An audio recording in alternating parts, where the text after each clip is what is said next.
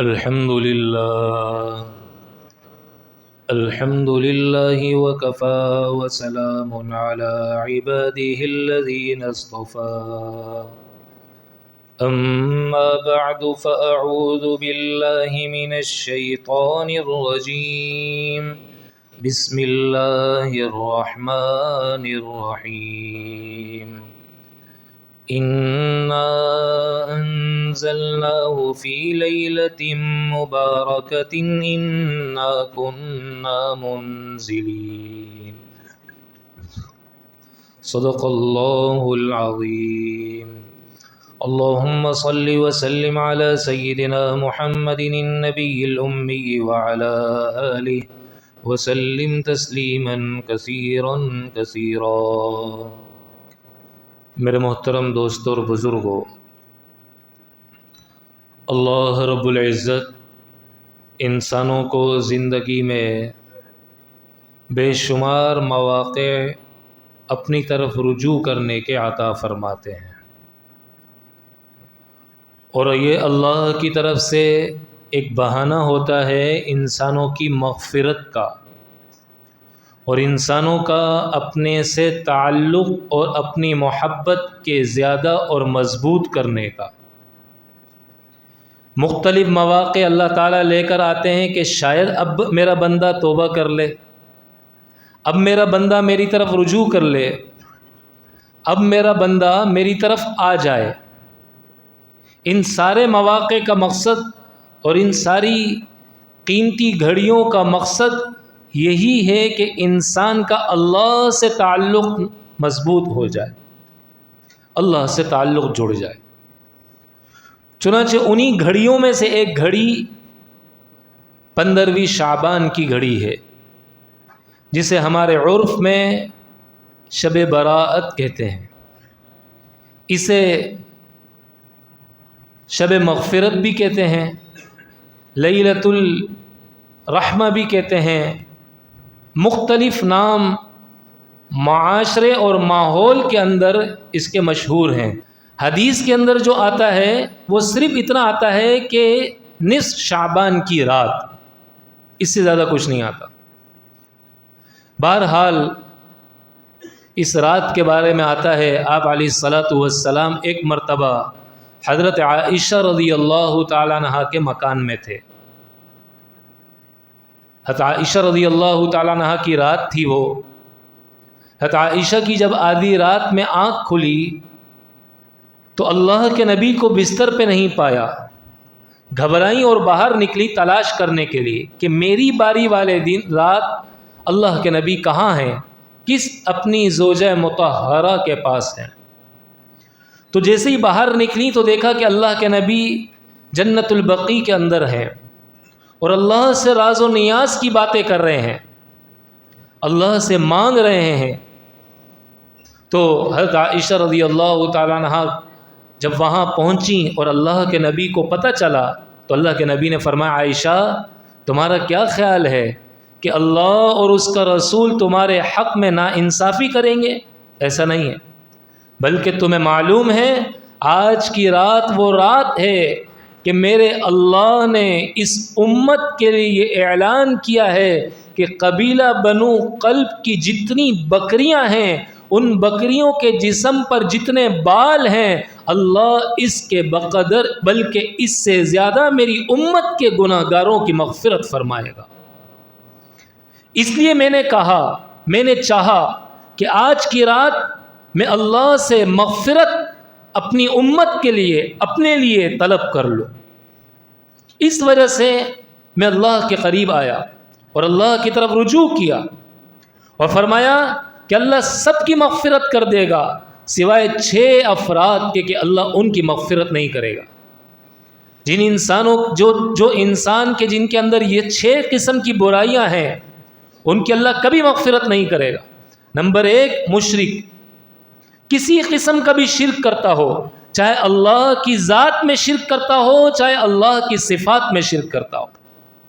آج زبان سے نکل جاتا ہے نا، کسی بزرگ کا نام نکل جاتا ہے، کسی اللہ والے کا نام نکل جاتا ہے، کسی اللہ کے نبی کے پیارے صحابی کا نام نکل جاتا ہے، کسی اللہ کے نبی کے پیارے خاندانی فرد کا نام نکل جاتا ہے اور اس سے انسان مدد کا لفظ کہہ دیتا ہے، یا ان کے لیے انسان ایسا گمان رکھتا ہے کہ جو طاقت اللہ کے پاس ہے اللہ نے وہ ان کے پاس بھی ہے، جس طرح اللہ اس طاقت کا مالک ہے اس طرح وہ بھی کسی نہ کسی درجے میں طاقت کے مالک ہیں، تو اس کی وجہ سے انسان شرک کر رہا ہوتا ہے اور شرکی عقیدے میں مبتلا ہوتا ہے اور انسان کو اس بات کا علم نہیں ہوتا۔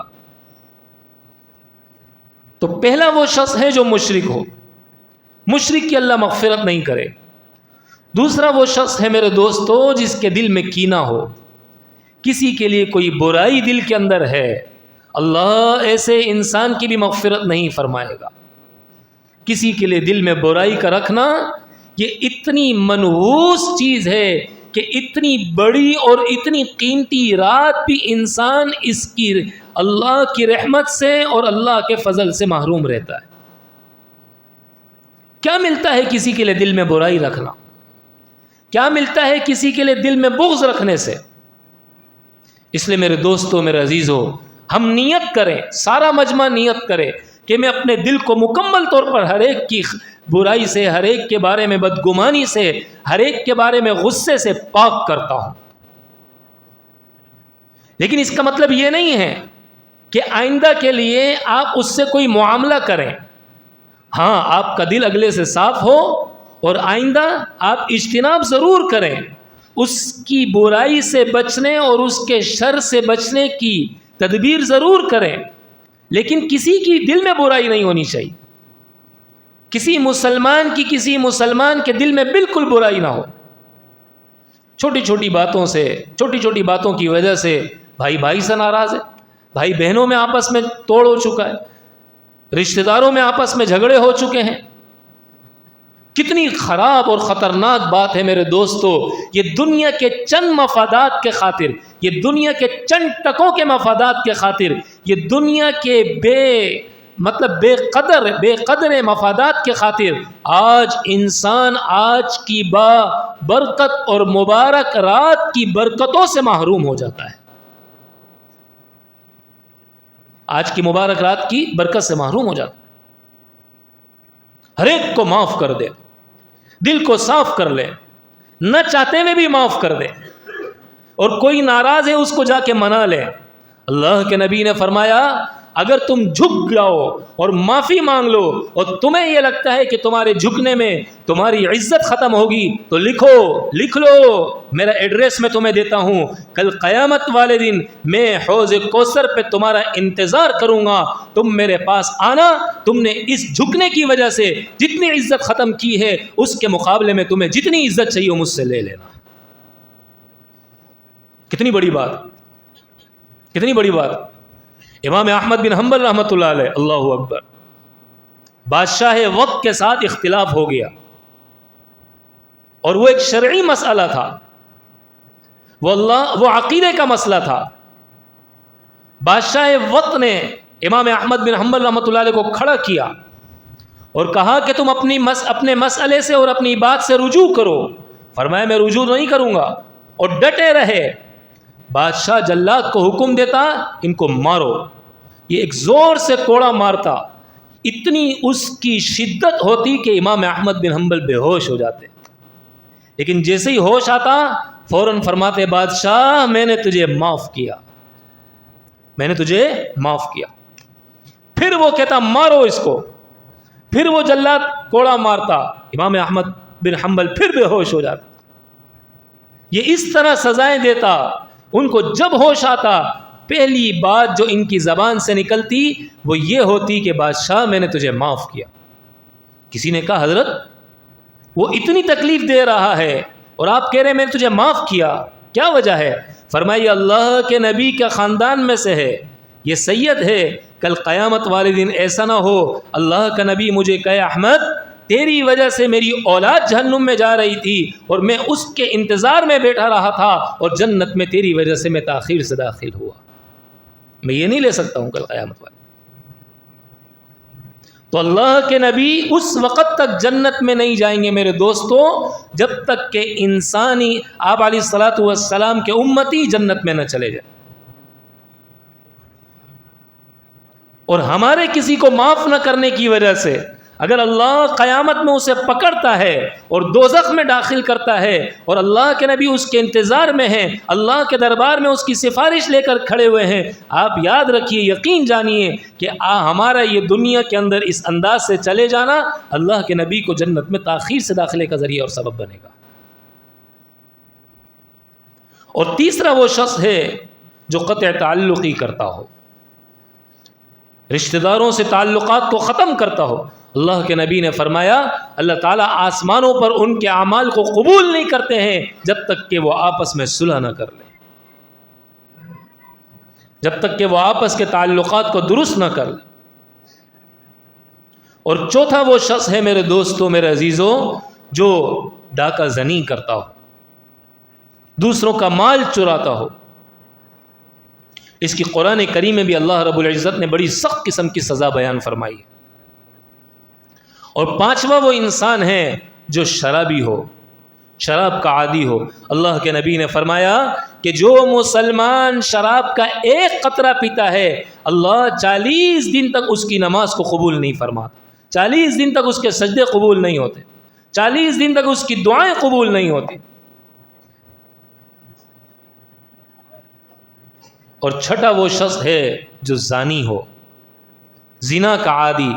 آج میرے دوستوں، میرے عزیزوں، ہر انسان کے، ہر مسلمان کی آنکھوں کی زنا کی عادت پڑ چکی ہے۔ یہ موبائل کی وجہ سے ہر شخص آنکھوں کا زانی بن چکا ہے، کان کا زانی بن چکا ہے، زبان کا زانی بن چکا ہے، اعضاء اور جوارح کا زانی بن چکا ہے۔ اور ہر وقت ہم غیر شعوری طور پر اپنی آنکھوں سے، اپنی زبان سے، اپنے کانوں سے اور اپنے دل اور دماغ سے زنا کر رہے ہیں اور ہمیں اس کا علم بھی نہیں، ہمیں اندازہ ہی نہیں۔ العینان تزنیان وزناہما النظر، سنو، آنکھیں بھی زنا کرتی ہیں اور ان کا زنا اللہ کی منع کردہ چیزوں کو، نامحرم کو دیکھنا ہے، اور یہ زنا ہے، یہ زنا ہے، یہ زنا ہے، یہ زنا ہے۔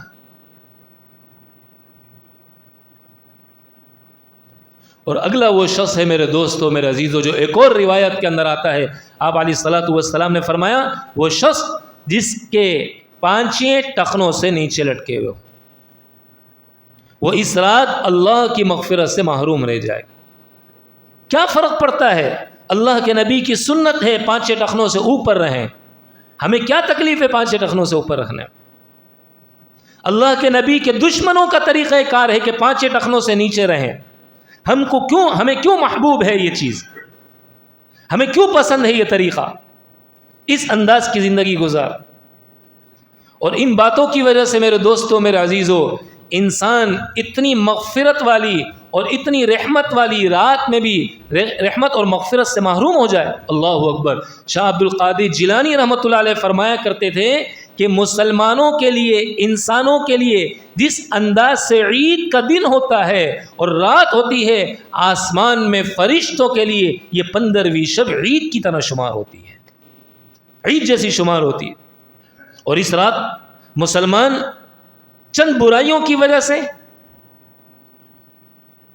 دنیا کی لذت کے خاطر، اپنی خواہش اور نفس کی اتباع کے خاطر، شیطان کی وجہ سے اللہ کی مغفرت سے محروم ہو جائے، کتنی بڑی نادانی اور افسوس والی بات۔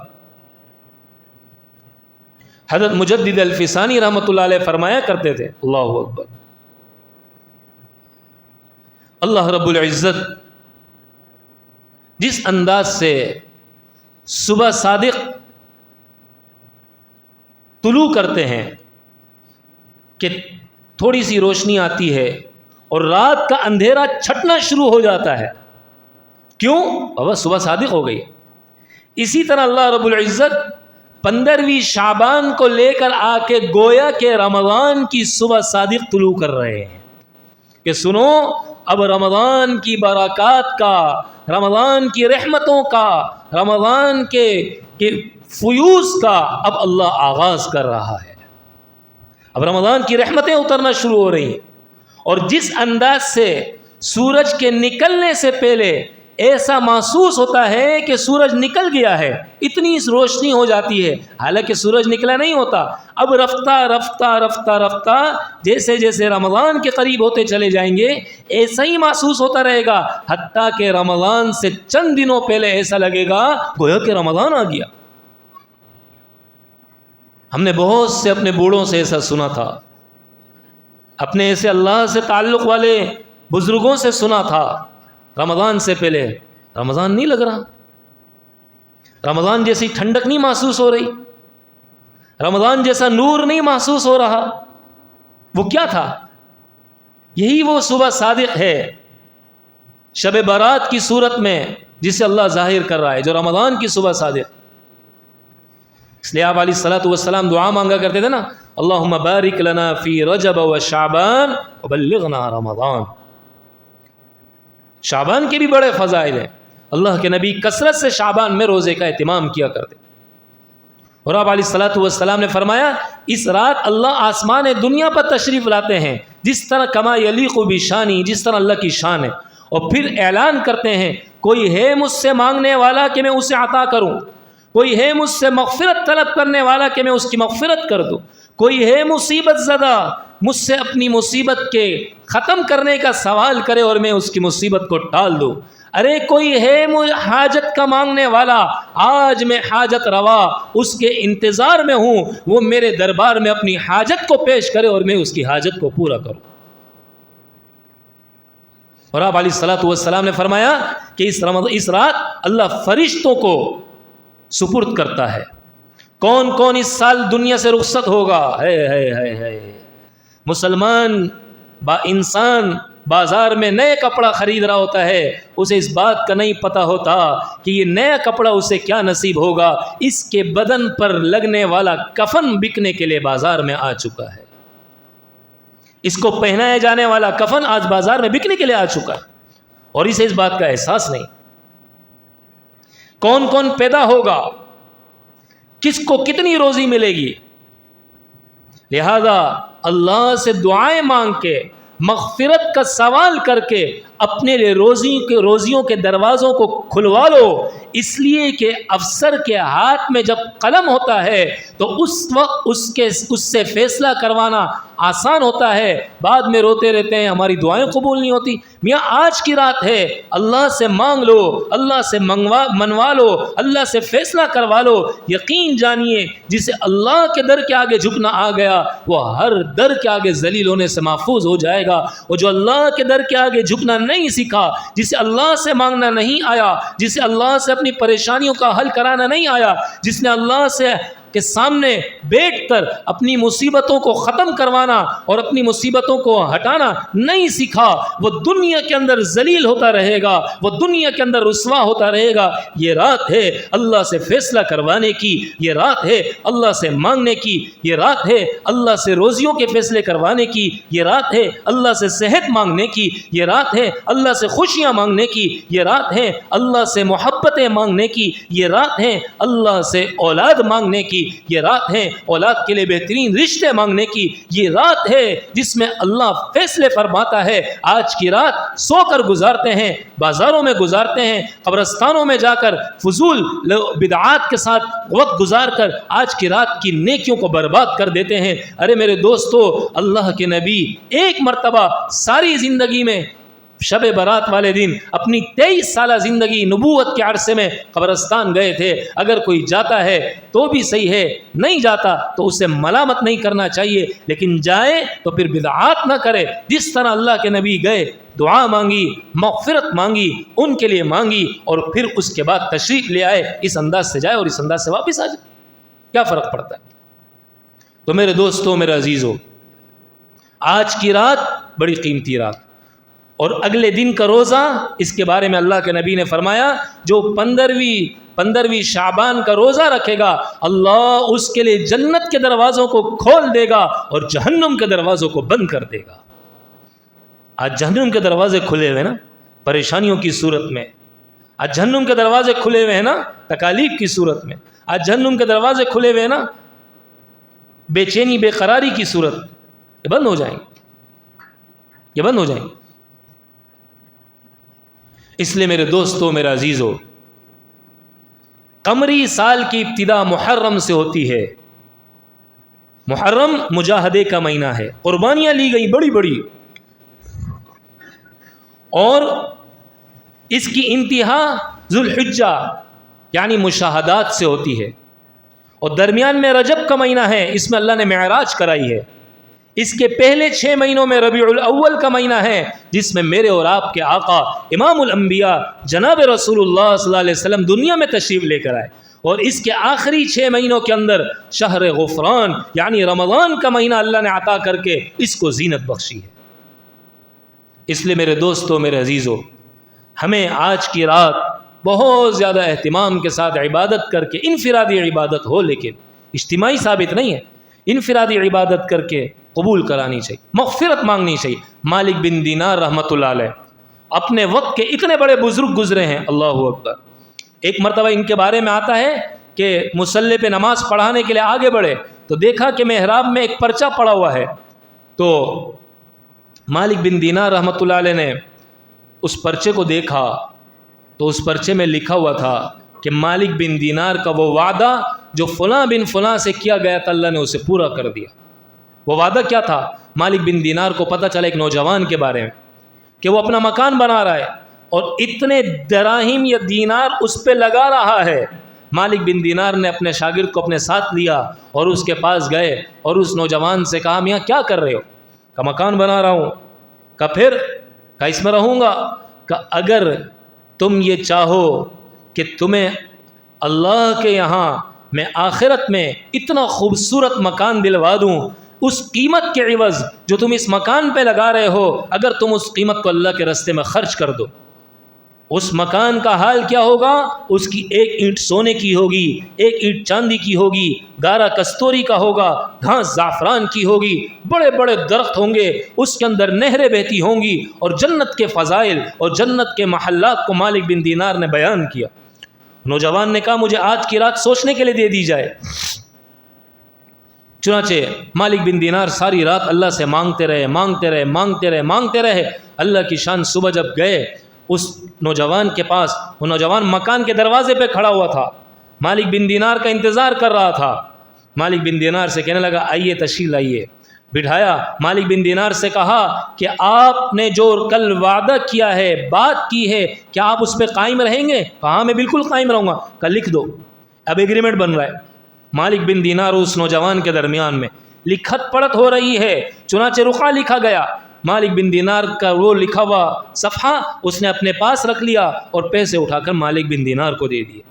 اور جب اس کا انتقال ہونے لگا تو اس نے اپنے بہت قریبی دوست کو بلایا اور کہا سنو، تم مجھے جب کفن دو گے نا تو یہ پرچہ میرے کفن اور میرے سینے کے درمیان میں رکھ دینا۔ اللہ کی شان، مالک بن دینار فجر کی نماز سے فارغ ہوئے تو پرچہ دیکھا، پرچہ جیسے ہی اٹھایا تو مالک بن دینار کی لکھائی اس پہ لکھی ہوئی تھی اور نیچے دستخط تھا۔ دوسری طرف دیکھا تو اس میں لکھا ہوا تھا اللہ نے مالک بن دینار کا وہ وعدہ جو فلاں بن فلاں سے اس انداز میں کیا گیا تھا، اس سے بہت زیادہ اچھے انداز میں پورا کر دیا۔ مالک بن دینار نے اس پرچے کو اٹھایا، اپنے پاس لیا اور فوراً شاگرد کو اپنے ساتھ لیا اور اس نوجوان کے گھر پہ تشریف لے گئے تو پتہ چلا اس نوجوان کا انتقال ہو گیا۔ مالک بن دینار نے کہا اسے کس نے کفن دیا، اسے کس نے غسل دیا؟ ایک نوجوان کو لایا گیا، کہا میں نے دیا تھا۔ مالک بن دینار نے کہا اس نے کیا وصیت کی تھی؟ کہا ایک وصیت کی تھی، ایک پرچہ دیا تھا کہ میرے کفن کے اور میرے سینے کے درمیان میں رکھنا۔ مالک بن دینار نے وہ پرچہ نکال کر دکھایا جو مالک بن دینار کے پاس تھا۔ اس نے کہا اللہ کی قسم یہ وہی پرچہ ہے جو میں نے اس کے سینے اور کفن کے درمیان میں رکھا تھا۔ کتنا اللہ نے مالک بن دینار کو مقام عطا فرمائے۔ یہ مالک بن دینار کون تھے؟ یہ ایک پولیس کے سپاہی تھے، شراب کے عادی تھے۔ فرماتے ہیں میری عادت تھی شراب پینے کی، میں ایک رات بہت زیادہ شراب پی کر سویا اور میری چھوٹی بیٹی تھی جو میری باندی سے پیدا ہوئی تھی، مجھے اس سے بڑی محبت تھی۔ وہ جب میرے ہاتھ میں شراب کا پیالہ دیکھتی تو اس کو کھینچتی اور لیتی اور میرے کپڑوں پہ گرا دیتی۔ اللہ کی شان، ایک رات اسی طرح میں شراب کے نشے میں دھت تھا اور سو گیا تو میں نے دیکھا کہ میدان حشر قائم ہو گیا ہے اور لوگ تیزی سے بڑھ رہے ہیں اور میں بھی جا رہا ہوں، تو میں نے دیکھا کہ اچانک میرے پیچھے ایک بہت بڑا اژدہا لگا ہوا ہے جو مجھے قبضہ کرنے کے اور مجھے مارنے کے چکر میں پڑا ہوا ہے. میں بھاگ رہا ہوں، وہ میرے پیچھے بھاگ رہا ہے، میں بھاگ رہا ہوں، وہ میرے پیچھے بھاگ رہا ہے. بھاگتے بھاگتے میں نے دیکھا ایک بہت خوبصورت سے بزرگ سفید لباس میں مجھے نظر آئے. میں نے کہا حضرت میری کوئی مدد کر دیجئے. وہ فرمانے لگے بیٹے یہ بہت طاقتور ہے، میں تمہاری اس کے مقابلے میں کوئی مدد نہیں کر سکتا. پھر میں اپنے بھاگنا شروع کیا، پھر بھاگ رہا ہوں، پھر بھاگ رہا ہوں، پھر وہ بزرگ نظر آئے. پھر میں نے ان سے درخواست کی، انہوں نے یہی جواب دیا. پھر میں بھاگ رہا ہوں تو ایک اچانک گھڑا آیا، میں اس میں گرنے والا تھا کہ اندر سے آواز آئی بچاؤ یہ ان میں سے نہیں ہے. وہ جہنم کا گھڑا تھا. آواز آئی ان میں سے نہیں ہے. میں نے پھر بھاگنا شروع کیا، پھر وہ بزرگ ملے. میں نے کہا حضرت بہت پریشان ہوں، کوئی میری ہیلپ کریے، مدد کریے. فرمانے لگے بیٹے میں بہت کمزور ہوں، یہ بہت طاقتور ہے. ہاں البتہ دیکھو وہ سامنے ایک چھوٹا سا خوبصورت سا مکان بنا ہوا ہے، ایک قبہ بنا ہوا ہے، وہاں چلے جاؤ، شاید وہ تمہاری وہاں مسلمانوں کی امانتیں ہیں، تمہاری بھی کوئی امانت ہو، وہ تمہاری کوئی مدد کر سکیں. فرمانے لگے میں جیسے ہی اس کے قریب پہنچا کھڑکیاں کھلیں اور پردے اٹھے. اتنے میں چھوٹے چھوٹے پھول جیسے بچے وہ کھیل رہے تھے، آپس میں کھیل رہے تھے، جھولوں پہ جھولا جھول رہے تھے. میں نے دیکھا کہ اسی دوران ایک بچی دوسری بچی سے کہتی ہے ارے جلدی جلدی آؤ، دیکھو یہ بندہ تو ہلاک ہونے کے قریب ہو گیا. تو ساری بچیاں جب قریب آئیں تو اس میں میری وہ بچی بھی تھی جو 2 سال کی تھی، جس کا انتقال ہو گیا تھا. اس نے فوراً مجھ پر جھپٹا مارا اور کہنے لگی ارے یہ تو میرے بابا ہیں، یہ تو میرے بابا ہیں. اور پھر اس سانپ کو ہاتھ سے اشارہ کیا، وہ اژدہا پیچھے کی طرف بھاگ گیا اور پھر مجھ سے کہنے لگی الم یأن للذین آمنوا ان تخشع قلوبهم لذکر اللہ. کیا مسلمانوں کے لیے وہ وقت نہیں آیا کہ ان کے دل کانپ جائیں اور ان کے دل کانپ جائیں اللہ کے اس خوف سے کہ جو گناہوں کی بدولت انہوں نے اپنے آپ کو گندا کیا ہوا ہے، کہ اب یہ گناہوں سے بچ جائیں، اب یہ گناہوں کو چھوڑ دیں، اب یہ گناہوں سے باز آ جائیں. کیا مسلمانوں کے لیے اب تک وہ دن نہیں آیا؟ تو میں نے کہا بیٹی آپ لوگوں کو قرآن آتا ہے؟ کہا ابو ہم سب کو قرآن آتا ہے. کہ یہ کون ہیں؟ کہ ہم مسلمانوں کی امانت ہیں جن کا بچپن میں انتقال ہو جاتا ہے، ہم یہاں پر ہوتے ہیں، کل کو جب آپ لوگ آئیں گے ہم اللہ کے دربار میں آپ لوگوں کی شفاعت کریں گے. اور پھر پوچھنے لگے کہ بیٹا یہ سانپ اژدہا کون تھا؟ تو انہوں نے اس بچی نے کہا ابا جان یہ آپ کے گناہ تھے جو اتنے طاقتور ہو چکے ہیں. وہ بوڑھے میاں کون تھے؟ یہ آپ کی نیکیاں تھیں، اتنی مختصر ہیں، اتنی کمزور ہیں، جو اس اللہ کے عذاب سے، جو مصیبت سے، جو تکلیف سے آپ کو بچا نہیں سکی، جو تکلیف سے آپ کو بچا نہیں سکی. آج میرے دوستوں مسلمان ہر جگہ ذلیل ہے، مسلمان ہر جگہ رسوا ہے، مسلمان ہر جگہ پریشانی کا شکار ہے. کیوں؟ اس لیے کہ نیکیاں کمزور ہیں. نیکیوں میں جس دن طاقت آ جائے گی یقین جانیے اللہ وہ غلبہ عطا کرے گا. یہ اللہ کا وعدہ ہے جو اللہ نے صحابہ کرام کو غلبہ عطا کیا. تو آج کی رات اپنی نیکیوں کو مضبوط کرنے کی رات ہے، اپنے اعمال کو طاقتور بنانے کی رات ہے. صلاۃ التسبیح کا اہتمام ہو جائے، نیکیوں کا اہتمام ہو جائے. ایک تسبیح سورہ اخلاص کی ہو جائے، ایک تسبیح درود شریف کی ہو جائے، ایک تسبیح میرے دوستوں میرے عزیزو استغفار کی ہو جائے، ایک تسبیح تیسرے کلمے کی پڑھ لیں. اس انداز سے رات کو جاگ کر اللہ کی عبادت میں وقت کو گزاریں، ورنہ کسی نہ کسی درجے میں کچھ نہ کچھ نوافل پڑھ کے اللہ سے توبہ اور استغفار کر. اور اگر یہ بھی نہیں ہو سکتا میرے دوستو تو عشاء کی نماز جس طرح ہم نے جماعت سے پڑھی، فجر کی نماز جماعت سے پڑھ لیں. اللہ کے نبی نے فرمایا جس نے عشاء کی نماز جماعت سے پڑھ لی اور فجر کی نماز جماعت سے پڑھ لی، اللہ اسے پوری رات عبادت کا اجر عطا فرما، پوری رات عبادت کا اجر عطا فرما. تو میرے دوستو میرے عزیزو، بجائے بازاروں میں، بجائے کھانے پینے کی جگہوں پر، بجائے دوستوں یاروں کے ساتھ گپ شپ کر کے اور غفلت کے ساتھ اپنا وقت گزارنے کے، اللہ کے ساتھ آج کی رات گزار لیں اور فیصلے کروا لیں. یہ آج کی رات فیصلے کی رات ہے. اللہ کرے اللہ تعالی ہم سب کو اپنی پسند اور اپنی رضا کے مطابق اپنے احکامات کو اپنے نبی کے طریقے کے مطابق اپنی زندگی میں زندہ کر کے زندگی گزارنے کی توفیق عطا فرمائے. اور اللہ تعالی ہم سب کو اپنی پسند کے مطابق وقت کو گزارنے کے بعد رمضان المبارک کے مہینے میں داخلے کی توفیق عطا فرمائے. وآخر دعوانا ان الحمد للہ رب العالمین.